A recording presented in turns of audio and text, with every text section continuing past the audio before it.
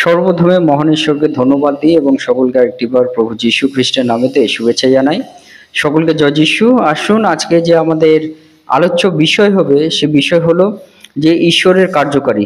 আমরা যারা প্রভুকে আমরা বিশ্বাস করছি, প্রভু যীশুর চরণতলে আমাদের জীবনকে সমর্পিত করেছি, সেই পিতা ঈশ্বরের কার্যকারী আমরা কিভাবে আমরা হতে পারবো সেই বিষয় নিয়ে আজকে আমরা আলোচনা করব। তাই এই মুহূর্তে যতজন ঈশ্বরের সন্তানেরা আপনারা যুক্ত হয়েছেন, শুরু থেকে শেষ অবধি ঈশ্বরের বাক্য শোনার জন্য অনুরোধ থাকলো। আসুন আমরা এই সময় ঈশ্বরের বাক্য শুনি।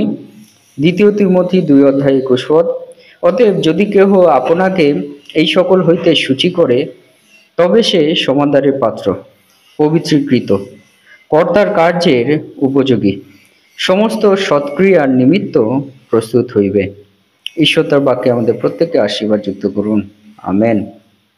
আজকে আমরা দেখি আমাদের পিতা ঈশ্বর তিনি এই বাক্যের মধ্য দিয়ে যে বিষয় আমাদের বলতে চান, যদি আমরা জানতে চাই, তাহলে পিতা ঈশ্বর তিনি প্রথম যে বিষয় বাক্যের মধ্য দিয়ে বলতে চান তা হলো আমাদের জীবনে শুদ্ধতা আনতে হবে। শুদ্ধতা অর্থাৎ শুদ্ধতাশীল জীবন, পবিত্রকৃত জীবন, হ্যাঁ, ধৌত জীবন পিতা ঈশ্বর তিনি আমাদেরকে চাইছেন।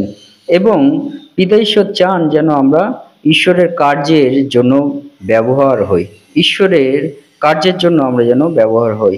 সেই জন্য এখানে গুরুত্বপূর্ণ যে বিষয় পিতা ঈশ্বর তিনি আমাদেরকে বলতে চান, যেন আমরা ব্যক্তিগত নির্ভরশীলতা আমরা হই। কেমন? যে আমাদের জীবনে শুদ্ধতা, পবিত্রকৃত আনা, এইগুলো বিষয় কিন্তু আমরা যেন ব্যক্তিগত দায়িত্ব নিয়ে যেন আমরা চলি, অর্থাৎ আমাদের জীবনে শুদ্ধতার জন্য এবং ঈশ্বরের কার্যকরী হওয়ার জন্য।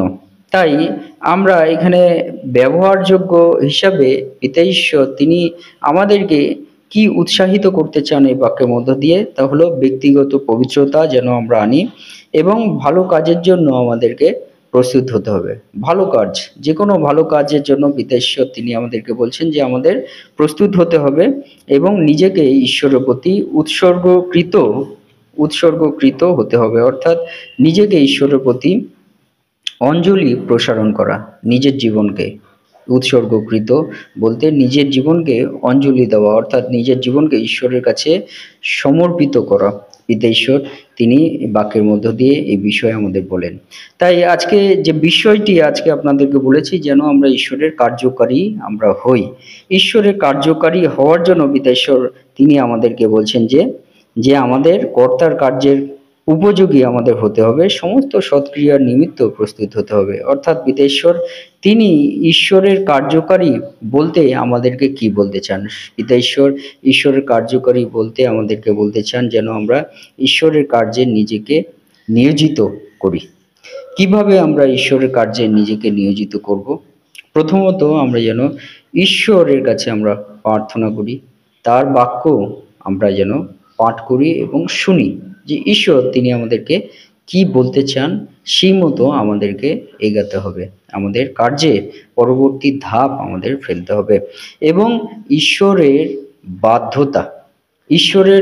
বাধ্যতা আমাদের রাখতে হবে, যেন আমরা ঈশ্বরের প্রতি বাধ্যতাশীল আমরা হই। ঈশ্বর যে বিষয় তিনি আমাদেরকে বলেন সেই বিষয়টি নিয়ে যেন আমরা এগিয়ে চলি। এইটাকেই পিতা ঈশ্বর তিনি আমাদের বাধ্যতাশীল জীবন আমাদের রাখার জন্য বলেন, যে ঈশ্বরের কার্যকারী হতে গেলে ঈশ্বরের বাক্যের বাধ্যতাশীল হতে হবে এবং আমরা যেন আমাদের ঈশ্বরের প্রতি যে কার্য যা কিছুই আমরা করি না কেন, শুধু বিশ্বাস নয়, কিন্তু পিতা ঈশ্বর তিনি আমাদেরকে বলছেন যে কার্যবিহীন বিশ্বাস মৃত, অর্থাৎ আমাদের যেন কার্যকারী হতে হবে ঈশ্বরের বিশ্বাসের মধ্য দিয়ে। এবং সেই ঈশ্বরের যে কার্যকারী সেটা কিন্তু আমাদের প্রেমের সহিত করতে হবে, অর্থাৎ আমাদের আনন্দের সহিত করতে হবে, ভালোবাসার সহিত করতে হবে, আমাদের ইচ্ছুক আত্মা দ্বারা আমাদেরকে কিন্তু ঈশ্বরের কার্যকারী আমাদের হতে হবে। পিতা ঈশ্বর সেই বিষয়ে আমাদেরকে বলতে চান। তাই আজকে আপনাদেরকে উৎসাহিত করতে চাই যে আসুন আমরা ঈশ্বরের কার্যকারী হই। কিভাবে আমরা ঈশ্বরের কার্যকারী হব? ঈশ্বরের কার্যে নিজেকে নিয়োজিত করা, বাধ্য থাকা এবং ঈশ্বরের কার্যকে প্রেম করা।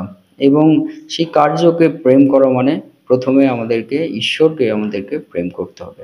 এবং সেই মধ্য দিয়ে আমরা ঈশ্বরের কার্যকরী আমরা বেশি করে আমরা হতে পারবো, তার বাক্য চয়ন করার মধ্য দিয়ে, পাঠ করার মধ্য দিয়ে। ঈশ্বর আপনাদের প্রত্যেককে আশীর্বাদ যুক্ত করুন তার বাক্য দ্বারা। আমেন। জয় যিশু, জয় যিশু।